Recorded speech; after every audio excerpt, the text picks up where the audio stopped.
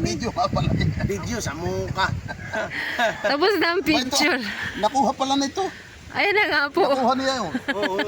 Sakto lang sa mukha. Patingin mo. Patingin mo. Ano kanilang kukunin? Ayan, oh. Talagang Ayan. Oo. Oh. Talagang kuhang-kuha sa puno. Kita mo yan. Akala mo drawing lang yan. Ay totoo. Totoo nga pala. Hi guys, good morning. So ito yan guys, share natin sa inyo yung ating senior citizen na masipag. Dahil sa organic full harvest guys, siya ay mas lalo pang naging masipag sa pagtatanim ng mga gulay na ito, magmula sa mustasa, sa pechay, sa carrots, at saka sa napakasarap na radish. Ayan. So, ayan guys, ay lahat po yan ay zero chemicals. Mayroon lang pong paupo na organic materials yan, padilig ng organic microbial inoculant, at saka po yung ating root and leaf fertilizer ng full harvest. So, tabayanin nyo guys ang mga pangyayari sa lugar na to. Ay baka ito medyo magkaigi at madalang-dalang. Pero ito'y walang sabon. Wala. Ay hindi naman yan, in-spray yan yata. Hindi.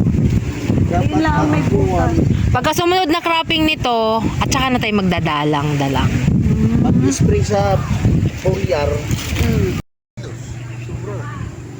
Yung apat kaninang kinuha ko, ay malalaki yun. Ay apat lang ay kuwan. Uno-uno na. Ay yun ay ano yun? Ano yun na? Ay, ano? Sasa? Ba hindi. Ano ko? Hindi. Kami ngayon nag... Ay, meron talagang ganayon. Kasali yan ito.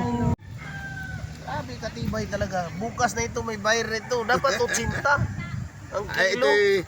si Dindin, bibintahan ko. At yun sila hindi nakuha sa presyo. Basta ito bibintahan ko. Oo, sa May kaibigan, mga kaibigan na kaibigan. iya walang laso na eh. Kaya Talagang mahal. kuwano. Paano kung isipin mong pitsay? Napakatindi yung parang pinggan yun. Napakasipag ng Parang pinggan. Ay senior kami na citizen. kami dito kanina pa. Yan, shout out po tayo sa mga taga Infanta, no? Especially dito sa barangay Binulasan, na kung saan nandito ang location ng ating organic na gulay, no? Na pagmamay-ari ni Kuya Bino Oliva, no?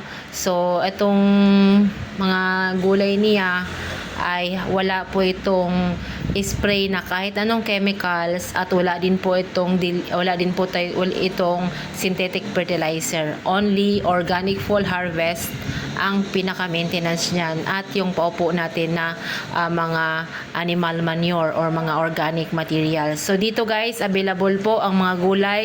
Pwede kayong mag-harvest, timbangin, iuuwi, hugasan nyo lang, at yan, pwede nyo nang kainin, pwede nyo nang isala, dahil napaka-safe ito, dahil wala talagang halong chemical. So that's it for now guys. Follow for more.